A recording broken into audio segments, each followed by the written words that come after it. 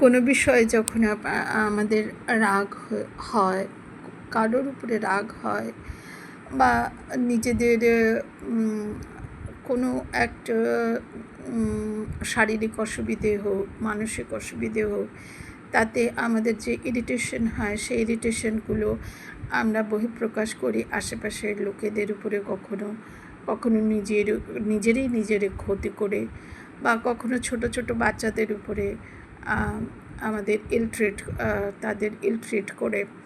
তো এই ধরনের ব্যবহার খুব সম্ভবত হয় যখন আমাদের রিলেশনশিপগুলো ঠিক থাকে না। আর আর একটা কথা হচ্ছে, ভালো করে ঘুম হয় না। যখন ভালো করে ঘুম হয় না, শরীর চিড়চিড় করে, শরীরের একটা অস্বস্তি হয়, এবং সেটা তখন আপনার ব্যালেন্সটাকে, ইমোশনাল ব্যালেন্সটাকে এফেক্ট করে। ফলে রাগ অনবরত হতে থাকে, বিভিন্ন কারণে অকারণে বিরক্তি বাড়তে থাকে। যে কাজটা সহজ সেই কাজটাও যেন বিরক্তিকর, কঠিন বলে মনে হয়। এই ধরনের অসুবিধে যখন ফেস করবেন, তখন ইমিডিয়েট যখন রাগ আপনার মনের ভেতরে জন্ম নেবে, ইমিডিয়েট 3টে প্রসেস করবেন যাতে রাগ প্রশমিত হতে সাহায্য অবশ্যই করবে।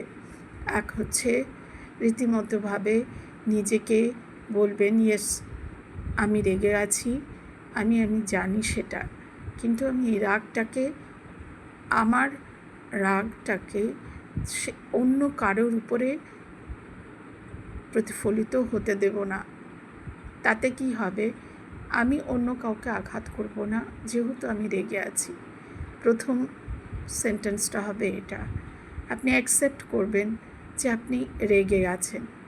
এবং দ্বিতীয়টা হবে, আপনার আশেপাশে যাদের রয়েছে, ইমিডিয়েট যারা আপনার কাছাকাছি রয়েছে, তাদের এটুকু বলা, আমাকে একটু সময় দাও, আমি একটু শান্ত হই, আমার এখন একটু একা থাকা প্রয়োজন। ওই মুহূর্তটুকু যদি আপনি বলেন, সকলে নিশ্চয় বুঝবে যে আমার রাগ হচ্ছে, আমি তোমাদের সাথে খারাপ ব্যবহার করে ফেলতে পারি, তাই আমাকে কিছুটা সময় দাও নিজেকে সামলে নেওয়ার।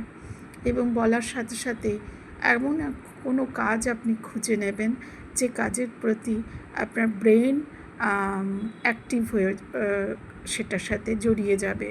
ফলে কি হবে, ব্রেনের অনেক আপনি যখন কোনো কিছু কাজে সক্রিয়ভাবে নিজেকে জড়িয়ে ফেলবেন, তখন আপনার ব্রেন সেই দিকটাতে ফোকাস করতে বাধ্য হবে।